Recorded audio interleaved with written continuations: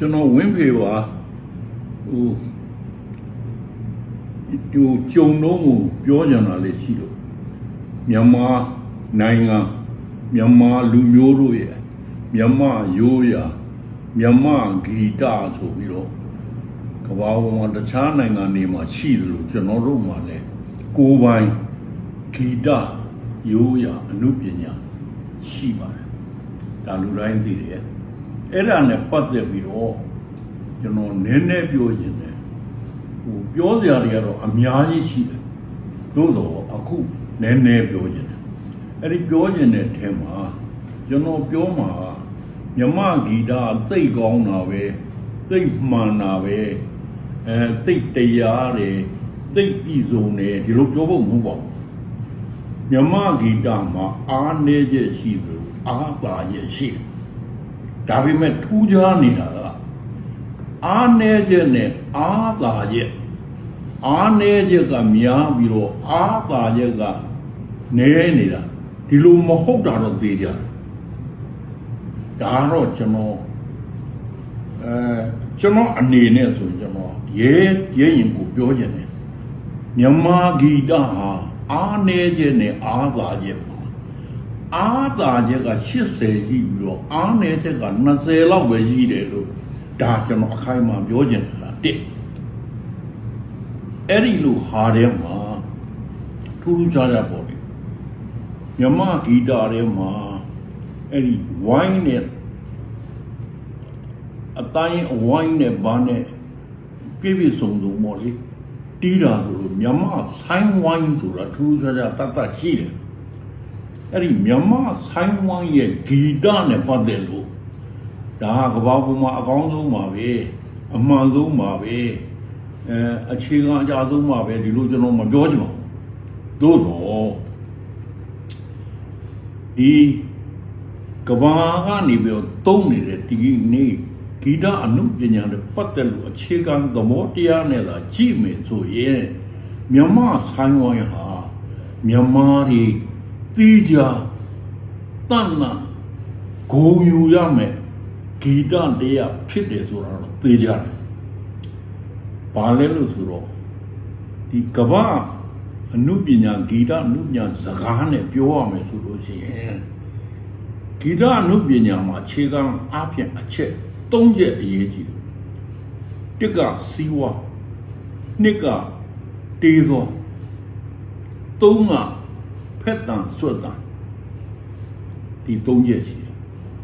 ဒီ၃ချက်နဲ့ပတ်သက်လို့မြန်မာဆိုင်းဝိုင်းထဲမှာတွားကြည့်လို့ရှိရင်မြန်မာဆိုင်းဝိုင်းကအဓိကအားဖြင့်ဒီစီးဝါဆိုတဲ့နေရာမှာအကြီးအကျယ်ခမ်းနားတယ်ပြည့်စုံတယ်များပြားတယ်ကျွယ်ဝတယ်ကျွန်တော်ဒီလိုရဲ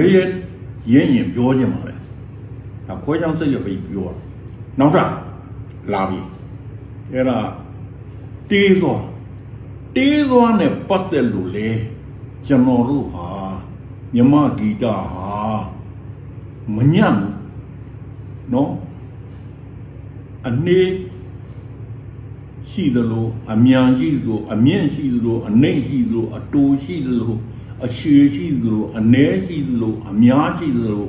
အင်္ဂါရများစွာရှိတယ်ပြောကြတစ်ချက်ပဲရှိတယ်ကမ္ဘာဂီတနဲ့ရှင်မယ်ဆိုလို့ရှိရင်မြမဆိုင်းဝိုင်းမှာသုံးနေတဲ့တေးသွားဟာ chromatic မဟုတ်ဘူး12တန်မဟုတ်ဘူး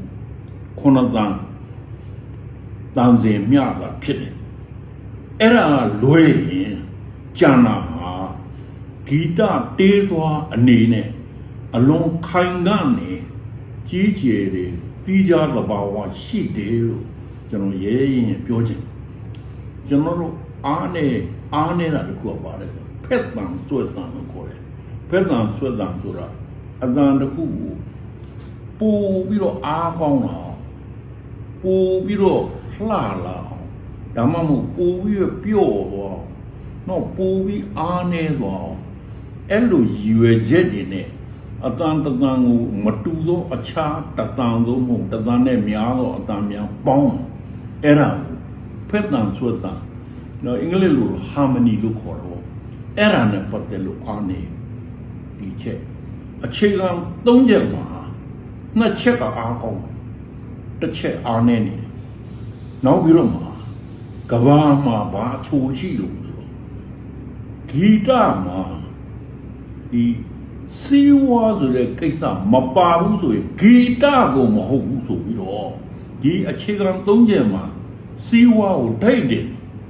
အဲ့ဒီထိတ်တင်ထားတဲ့တံမိုးမှာကျွန်တော်တို့မြန်မာဆိုင်ကအကြီးကြီးအားကောင်းဆိုင်ဝိုင်းကိုသွားကြည့်ပါဆိုင်ဝိုင်းထဲမှာစီဝါပေါင်းအမျိုးစုံတွေ့ရတယ်အရေးကြီးဆုံးအချက်ကစီဝါတံမိုးတွေကိုအမျိုးမျိုးပြောင်းပြီးတော့သုံးထားတဲ့ဟာတွေနိုင်ငံတကာလည်းတွေ့မှာပဲကျွန်တော်တို့ဗမာတွေလည်းကိုဂီတကိုတေချာလုပ်ကြည့်မယ်ဆိုရှင်းရှင်းပြောမယ်ဗျာဆိုင်ဝိုင်းမှာပတ်မကြောင်ဆိုတဲ့ကောင်ရဲ့အလုတ်ထိတ်တန်းမှရှိပါတယ်ဗျာပတ်မကြောင်ရဲ့အလုတ်ဒါဟာစီဝါအလုတ်ပါအလွန်ခမ်းနားပါအဲ့တော့ဗမာတွေကမြန်မာဂီတနဲ့ပတ်သက်လို့ဆိုင်ဝိုင်းပြီနော်အခြားနိုင်ငံတွေနီးစပ်ဆုံးကျွန်တော်တို့အိန္ဒိယတရုတ်ဒါကျွန်တော်တို့ရဲ့အားကောင်းတဲ့နိုင်ငံတွေပြီးတော့မှကျွန်တော်တို့ထိုင်းတို့နောက်ပြီးတော့လာအိုတို့ကမ္ဘောဒီးယားတို့ ਨੇ ရှင်လိုက်ပြီဆိုရင်ကျွန်တော်တို့မြန်မာဆိုင်ဝိုင်းပြီးကြကျွန်တော်တို့သဘာဝကျွန်တော်တို့ပစ္စည်းဒီအိန္ဒိယမှာလည်းဒါမျိုးမရှိဘူးတရုတ်ပြည်မှာဒါမျိုးမရှိဘူးကျန်နိုင်ငံမှာလည်းဒါမျိုးမရှိဘူးအဲ့ဒီလူကိုအားကောင်းတယ်အဲ့ဒီလူကိုဂုဏ်ရှိတယ်သိက္ခာရှိတယ်ဂီတတရားဖြစ်တယ်ဆိုတဲ့အကြောင်းလေးဒါကျွန်တော်မြန်မာဂီတနဲ့ပတ်သက်လို့ပြောကြရတယ်အများကြီးကြောက်ပါသေးတယ်ဒါလေးနည်းနည်းလေးမြန်မာဆိုင်ကိုနားထောင်ရင်းနဲ့ဒစိမ့်သိဒီဟာကို